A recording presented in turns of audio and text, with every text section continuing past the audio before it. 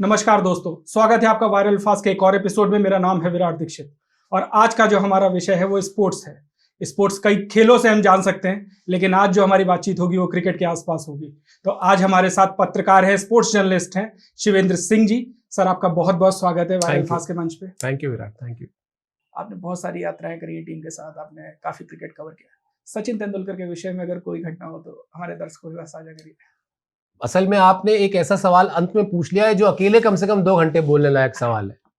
सचिन तेंदुलकर अपने आप में एक ऐसे अविश्वसनीय व्यक्ति हैं कि मतलब डिफाइन करना बड़ा मुश्किल है। मैंने अभी जो मेरी किताब आई उस किताब के लिए उनसे कहा कि आप मेरे लिए उस किताब की भूमिका लिख दीजिए। तो उन्होंने मुझसे पूछा कि किताब में क्या है, मैंने उनको पूरा बताया। फिर उन्होंने बहुत समय के बाद, मुझे लगता है बहुत समय के बाद, या शायद बड़ी गिनी चुनी ही हिंदी किताबें होंगी जहां पर आप देखेंगे कि उस किताब का फॉरवर्ड सचिन तेंदुलकर ने लिखा हो। तो जो मेरी किताब है ओपनर्स, उसका उन्होंने लिखा है। पहली जो मेरी उनसे मुलाकात होती है वो मुलाकात होती है 2004 के उसी सीरीज में, जब भारतीय टीम पाकिस्तान गई थी। और इतनी सिक्योरिटी थी विराट कि आप इमेजिन कीजिए कि हम लोग, ऐसा लगता था कि मतलब हमसे बड़ा वीआईपी कौन है, मतलब इतनी सिक्योरिटी में हम लोग चला करते थे। तो टीम तो हमसे कहीं ज्यादा सिक्योरिटी में थी। तो कराची के मैदान में जो पेवेलियन की सीढ़ियों से जब वो उतर रहे थे, तो जब वो नीचे उतर के आए तो मैंने उनको ज्वाइन किया। और मैंने सिर्फ इतना पूछा, क्योंकि 14 साल बाद टीम गई थी और वहीं कराची से उनका डेब्यू हुआ था। तो मैंने कहा कि वो दिन याद आ रहा है, इतना ही पूछा। उन्होंने उसका जवाब दिया कि हाँ, स्पेशल फीलिंग है ये। तब तक पुलिस वालों ने मुझे खींच लिया, तो मैं पीछे आ गया, सचिन आगे चले गए। फिर सचिन ने पीछे मुड़ के देखा, लेकिन सचिन समझ गए कि सिक्योरिटी का मामला है तो वो कुछ कर नहीं सकते। तो फिर उन्होंने वहां से मुझे वेव किया और वो चले गए। अब मतलब उनसे मेरे व्यक्तिगत संबंध भी ऐसे हैं कि मैं मतलब क्या ही बताऊं आपको। और मैंने उनके लिए लोगों को रोते देखा है। जब वेस्ट इंडीज में वो अपना आखिरी टेस्ट मैच खेल रहे थे, तो मैंने अपने संस्थान से कहा कि ये टेस्ट मैच में कवर करने नहीं जाऊंगा, मैं देखने जाऊंगा। तो मैं प्रेस बॉक्स में नहीं बैठा, मैंने सामान्य टिकट ली और मैं जाके पब्लिक के बीच में बैठा। और मुझे लगता है कि जब वो भारतीय टीम जीतती है वेस्ट इंडीज से, और फिर जब वो आते हैं और पिच के जाके माथे पर लगाते हैं उस मिट्टी को, एक आंखों की भी एक क्षमता होती है, वो कितने चेहरे देख लेगी एक बार में। मैं एक आध लाख चेहरे तो नहीं देख सकता हूं, लेकिन उस समय स्टेडियम में जितने लोग थे, जो भी 200-250 आंखें मेरी आंखों ने देखी, वो हर आंख नम थी। तो उस खिलाड़ी के साथ इस देश ने बड़े सपने देखे। उस खिलाड़ी के साथ इस देश के क्रिकेट फैंस ने बड़े सपनों को जिया है, बड़े सपनों को पूरा किया है। 2011 वर्ल्ड कप सिर्फ सचिन का सपना नहीं था, वो इस देश का भी सपना था, क्योंकि 83 से आप नहीं जीते थे फिर। और मैं उनको कई बार छेड़ता भी हूं। मेरी बेटी बहुत छोटी थी, तो मैंने अपने कमरे में सचिन तेंदुलकर का एक पोस्टर लगाया हुआ था। पोस्टर के एक बड़े अच्छे हमारे मित्र हैं, कमल शर्मा, बड़े अच्छे फोटोग्राफर हैं, बहुत ही कमाल के फोटोग्राफर हैं। तो वो कमल भाई ने उसको, नेगेटिव आते थे पहले फोटो के, अब तो सब कुछ डिजिटल हो गया। पहले जो है नेगेटिव से वो बनती थी फोटो।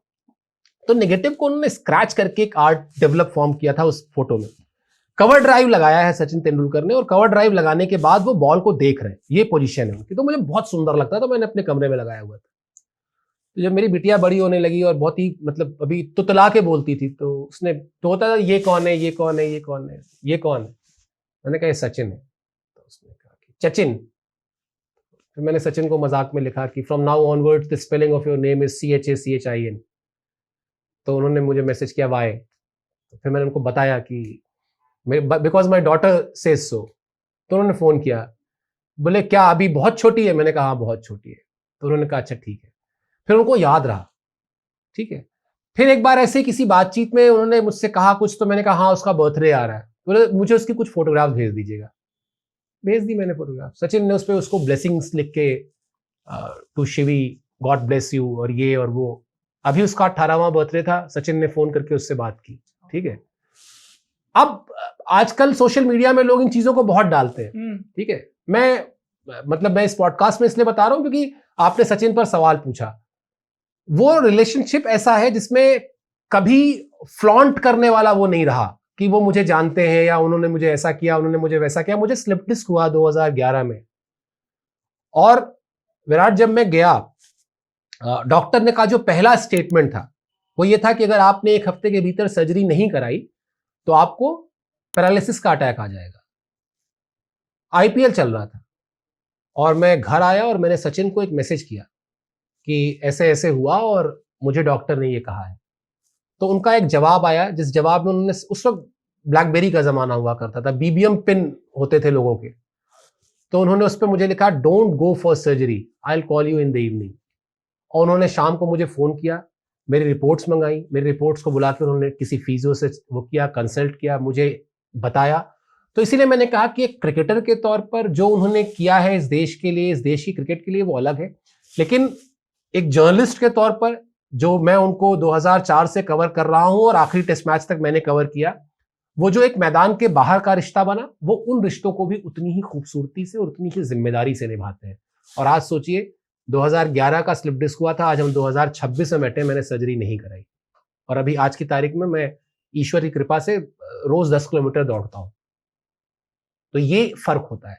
ये चूंकि उन्होंने अपने जीवन में इंजरी मैनेजमेंट को देखा है, चूंकि जब उनको टेनिस एल्बो हुआ तो उनको लगा कि मेरा करियर ही खत्म हो जाएगा।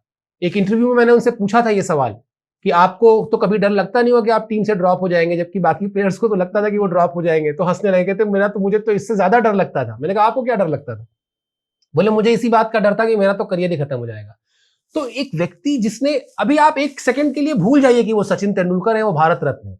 अभी आप सिर्फ इस पहलू को समझिए कि एक व्यक्ति ने जिसने अपने जीवन में चोट को देखा हो, उस चोट से प्रोबेबली अपने करियर को खत्म होते देखा हो, जिसने उस डर को महसूस किया हो, जिसको कुछ रात नींद ना आई हो उस डर में कि यार मेरा तो करियर ही खत्म हो जाएगा, उसको जब पता चलता है कि एक व्यक्ति को कोई तकलीफ हुई है और उसको सर्जरी सजेस्ट की गई है, वो सबसे पहले कहता है नहीं सर्जरी मत कराना, बाकी क्या होगा बाद में बात करेंगे। आपको गाइड करता है। और जब सचिन तेंदुलकर के कद का आदमी आपको गाइड करता है तो आपको फिर मानना भी पड़ेगा। आप फिर कोई सेकंड थॉट नहीं होता आपके अंदर, जो मेरे अंदर भी नहीं आया फिर उसके बाद।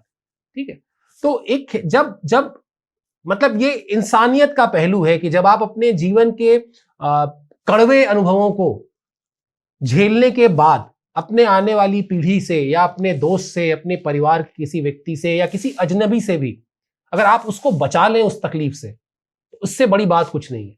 उन्होंने मुझे बचाया सर्जरी से, ये फैक्ट है, वरना मेरी सर्जरी हफ्ते भर में करानी ही पड़ती। मुझे डॉक्टर ने कह दिया था लकवा मार देगा। और उस वक्त मेरी उम्र क्या रही होगी आप सोच लीजिए, 2011 वर्ल्ड कप यानी 15 साल पहले, यानी 32 साल मेरी उम्र थी, 32-33 साल। तो वो एक ऐसे खिलाड़ी हैं जो जितने बड़े खिलाड़ी हैं उतने ही बड़े इंसान भी हैं, ये मुझे लगता है। सर मैं तो इसको ऐसे समराइज करूंगा कि सचिन तेंदुलकर को मैंने एज अ 90 किड ऐसे देखा कि शाहजहां के जो मैचेस होते थे जिसमें शेन वॉर्न को एक आदमी छक्का लगा रहा होता था तो हम कहते थे ये क्रिकेटर। बूमर के कार्ड्स आते थे सर, तो एक सेंचुरी बढ़ती थी तो हम उसमें अपडेट कर दिया करते थे +1, एक 50 बढ़ता था +1। 200 की संख्या जो असंभव सी होती थी, सईद अनवर के रिकॉर्ड को हम लोगों ने कब तक 194 का पढ़ा, उसके बाद 200 जो वो मैच में कवर कर रहा था जब उन्होंने 200 बनाया था तो सचिन तेंदुलकर। उसके बाद मतलब अनगिनत ऐसे 100 शतकों के 100 हम लोगों ने इंतजार किए कि बस कब ये जादुई आंकड़ा छुआ जाएगा। तो मतलब प्रोबेबली हम लोग का करियर भी जो है पूरा का पूरा जर्नलिस्टिक करियर जो है वो सचिन तेंदुलकर, उसकी एक बड़ी पहचान है। भाई पहला 200 उन्होंने किया, वो मैच में कवर कर रहा था, या जिस तरीके से पाकिस्तान की चीजें जो मैं बता रहा था वो मैं कवर कर रहा था।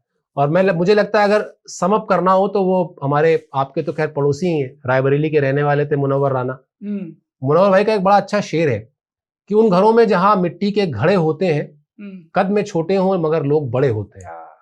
तो वो कद में छोटे थे लेकिन वो बड़े लोगों में से थे, इसीलिए इतनी देर से हम लोग उनकी बात भी कर रहे हैं। सर हृदय से आभार, आपने समय दिया, बहुत बहुत धन्यवाद इतने बिजी शेड्यूल से थोड़ा समय निकाला। Thank you Virat, thank you so much. दोस्तों अगर आपने ये पॉडकास्ट यहाँ तक देखा है तो अपने दोस्तों के साथ शेयर करें, लाइक करें, सब्सक्राइब करें और अच्छा लगे तो एक कमेंट जरूर ड्रॉप करें। आपका एक कमेंट बहुत मोटिवेट करता है। Thank you so much everyone.